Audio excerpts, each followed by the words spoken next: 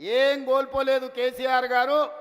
మీరు ఆ ఫామ్ హౌస్లోనే ఉండండి, కావాలంటే వైన్ షాప్ అని చెప్తా, కావాల్సినప్పుడల్లా సీసాలు నీకు అందిస్తూనే ఉంటాడు. ఆ బిల్లు కూడా నువ్వు కట్టకు, మా వాళ్ళు కడతారు, మా పిల్లలు కడతారు. నీ ఇంట్లో 4 పదవులు కోల్పోయారు తప్ప తెలంగాణ సమాజం ఏం కోల్పోలే.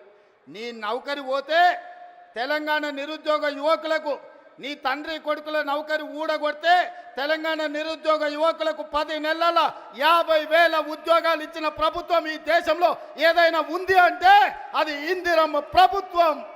ఆ ఇందిరమ్మ ప్రభుత్వంలో 50,000 ప్రభుత్వ ఉద్యోగాలు ఇచ్చిన ఘనత నా మంత్రివర్గ సహచరులదని నేను ఈ వేదిక మీద నుంచి గర్వంగా నేను చెప్పదలుచుకున్నా.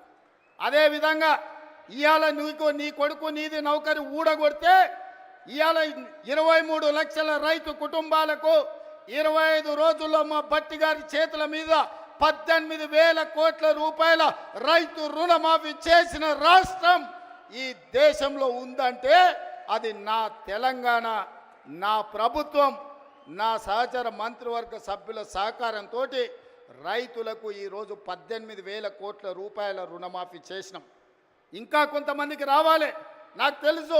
అక్కడక్కడ ఇంకా కొంతమందికి తప్పులతోనో ఖాతాల నెంబర్లు సరిగ్గా లేకనో చిన్న చిన్న కారణాల చేత ఇంకా కొంచెం బకాయి ఉంది.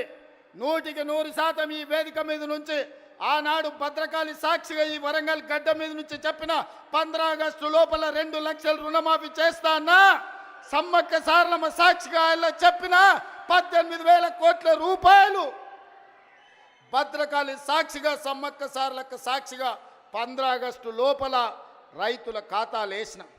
ఇవాళ కూడా నేను మాట ఇస్తున్నా, వరంగల్ గడ్డ మీద నుంచి మాట ఇస్తే తల తెగిపడ్డా మడమ తిప్పకుండా ముందు నిలబడే లక్షణమున్న కాంగ్రెస్ పార్టీ కార్యకర్తను అందరి రైతులకు రుణమాఫీ చేసే బాధ్యత నాది.